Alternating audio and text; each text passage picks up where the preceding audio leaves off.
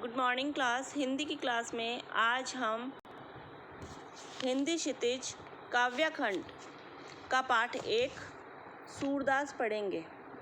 तो हम स्टार्ट करते हैं पाठ सूरदास।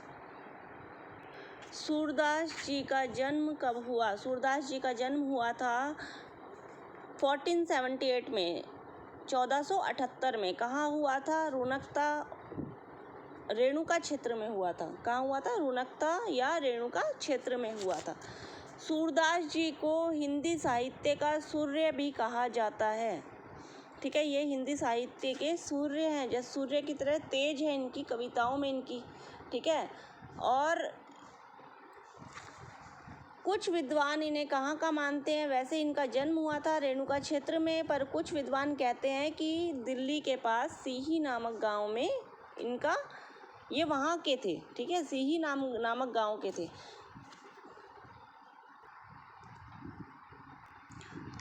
इन्होंने मथुरा और वृंदावन के बीच में गऊ घाट है, वहाँ पर अपना निवास स्थान बना लिया था, निवास करने लगे थे। ठीक है, वहाँ ये रहने लगे थे और इनकी ख्याति, मतलब इनकी प्रसिद्धि बहुत दूर दूर तक फैल चुकी थी।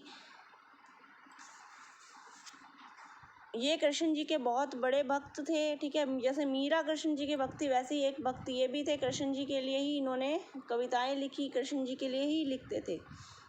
ये बहुत विलक्षण गायक थे और इनकी ख्याति जब दूर दूर, इनकी प्रसिद्धि दूर दूर तक फैल गई थी, तो क्या हुआ, वहाँ के एक महाप्रभु थे दूर।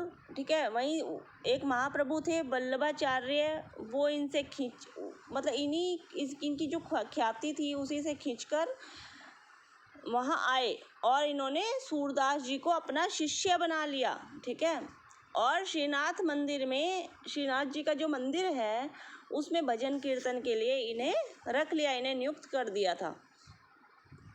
ये जन्म से ही अंधे थे या, क्योंकि सूरदास जी अंधे थे।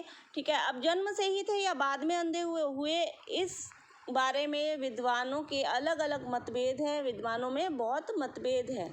ठीक है, कोई विद्वान बोलते हैं ये जन्म से अंधे थे, कोई बोलते हैं कि ये बाद में अंधे हो गए थे। तो इसमें विद्वानों में मतभेद चल रहे हैं, मतभेद हैं।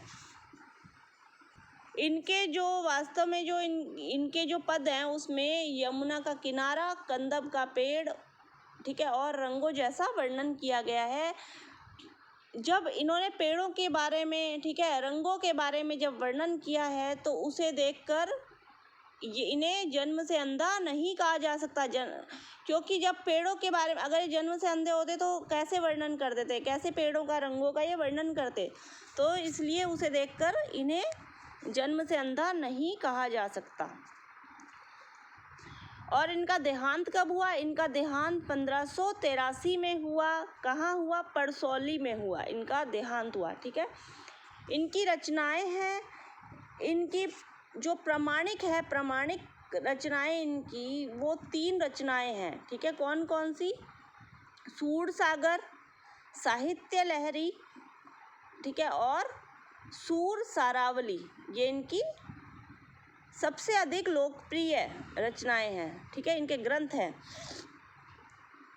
इनकी जो काव्यगत विशेषताएं हैं, इनकी जो मेन विशेषताएं हैं कविताओं की, वो क्या है कि ये भक्त हैं। ठीक है, और इनकी जो भक्ति है वो इनकी वात्सल्य की झलक है। इनकी भक्ति में प्यार दिखाई देता है और कहीं श्रृंगार की। इन्होंने कृष्ण जी के श्रृंगार के लिए और कृष्ण जी का वात्सल्य के बारे में इन्होंने बताया है, कृष्ण जी के श्रृंगार का इन्होंने बताया है। ठीक है, आचार्य रामचंद्र शुक्ल जी कहते हैं कि श्रृंगार और वात्सल्य के क्षेत्र में जहाँ तक सूरदास की नज़र पहुँची, जहाँ तक सूरदास की दृष्टि पहुँची थी, वहाँ तक किसी कवि ने नहीं बताया, कोई भी कवि इनकी तरह नहीं बता पाया।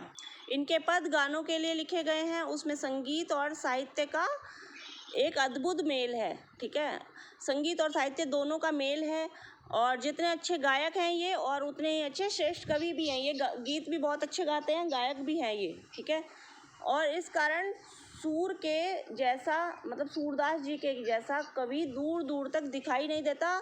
और इनके जो पद हैं वो इन सीधा हृदय को छूते हैं। इनकी जो भाषा है सूरदास जी की वो कैसी है, ब्रज भाषा है, और इनके पदों में एक मिठास है, मधुरता है और कोमलता है। बहुत ही प्यारे पद हैं इनके, ठीक है, जो इन्होंने लिखे हैं। इसीलिए सूरदास जी को क्या कहा गया है, सूर्य कहा गया है, ठीक है, हिंदी साहित्य का सूर्य इन्हें कहा गया है। इनका पहला पद पढ़ते हैं।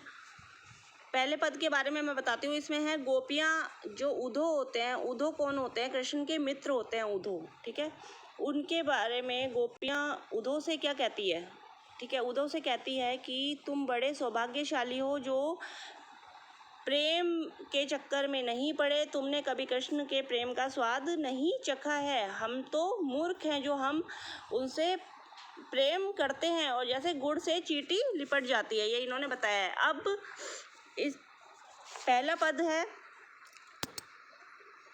उधो तुम हो अति बड़भागी, अपरस रहत स्नेह तगाते, नाहिन मन अनुरागी, ठीक है। इसमें गोपियाँ उधो पर व्यंग्य कसते हुए कहती है, ठीक है, उधो, उधो कृष्ण के मित्र है। बड़भागी का मतलब होता है भाग्यशाली। क्या कहती है कि हे उधो, तुम तो बड़े भाग्यवान हो या तुम तो बड़े भाग्यशाली हो। अपरस रहत स्नेह तगाते, ठीक है, तुम हमेशा प्रेम रूपी बंधन से दूर रहे हो, कि तुम तो प्रेम के बंधन से हमेशा दूर रहे हो। नहीं मन अनुरागी, तुमने कभी प्रेम के खिंचाव को जाना ही नहीं है, ठीक है, उधो से कहती है गोपियाँ। पुरैनी पात रहत जल भीतर, तारस देह न दागी, कहती हैं गोपियाँ तुम तो जल में पलने वाले कमल के पत्तों की तरह हो। जल में जो कमल के पत्ते होते हैं ना, उन पर जल में रहकर भी, ठीक है, कमल क्योंकि कीचड़ में खिलता है तो भी उसमें दाग धब्बों से वो पत्तियां बची रहती है, उन पर दाग धब्बे नहीं होते। तो ये कहती हैं कि तुम तो जल में रहने वाले कमल के पत्तों की तरह हो।